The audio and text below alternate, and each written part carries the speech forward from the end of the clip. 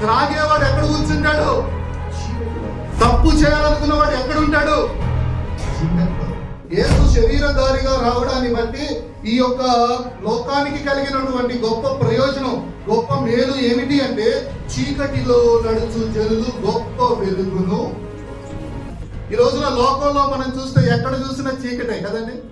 పాపం అనే చీకటి, శాపం అనే చీకటి, అతిక్రమం అనే చీకటి, అపరాధం అనే చీకటి, తప్పిదం అనే చీకటిలో ఈ రోజున ప్రజలు, చాలా మంది క్రైస్తవులు కూడా చీకటిలో, అట్లాంటి చీకటిలో నడిచేటటువంటి ప్రజలు గొప్ప వెలుగును చూచేటట్లుగా యేసయ్య ఈ లోకానికి వచ్చారు. ఆ యొక్క గెరాసేనుల దేశంలో చీకటిలో కూర్చున్నాడు. అతను సమాధులలో ఉండేవాడు. అతను రాళ్లతో తనని తాను గాయపరుచుకునేవాడు. అతను బట్టలు వేసుకునేవాడు కాదు.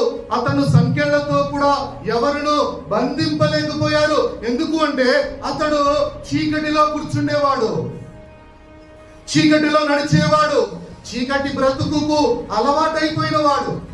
అలాంటి గెరాసేనుల దేశానికి యేసయ్య వెళ్ళారు. యేసయ్య వెళ్ళి ఆ యొక్క గెరాసేనుల దేశంలో ఆ సేన అనేటటువంటి ఆ దెయ్యములు పట్టి బహుగా బాధపడుతున్నటువంటి ఆ వ్యక్తిని మొట్టమొదటిగా చూసి యేసయ్య నిట్టూర్చాడంట. ఆ యొక్క వ్యక్తికి కలిగినటువంటి దుస్థితిని బట్టి యేసయ్య నిట్టూర్చాడంట. గెరాసేనులో సేన అనేటటువంటి ఆ దెయ్యములు పట్టినటువంటి వ్యక్తిని వెలిగించడం కొరకు యేసయ్య అక్కడికి వెళ్ళారు. ఆమేన్. పోర్నోగ్రఫీ చూసేవాడు ఎక్కడ కూర్చున్నాడు? చీకటిలో. పోర్నోగ్రఫీ అంటే ఆ ఇంటర్నెట్ లో అశ్లీలమైన చిత్రాలు చూసేవాడు ఎక్కడ కూర్చుంటున్నారు? చీకటిలో. త్రాగేవాడు ఎక్కడ కూర్చుంటాడు? చీకటిలో. తప్పు చేయాలనుకున్నవాడు ఎక్కడ ఉంటాడు? చీకటిలో. ఎందుకు? హృదయం అంధకారం అయిపోయింది, అందుకనే జీవితం కూడా అంధకారం అయిపోయింది. నిజమైన వెలుగు ఉన్నది. ఆ నిజమైన వెలుగు ఈ లోకంలోనికి వచ్చాడు.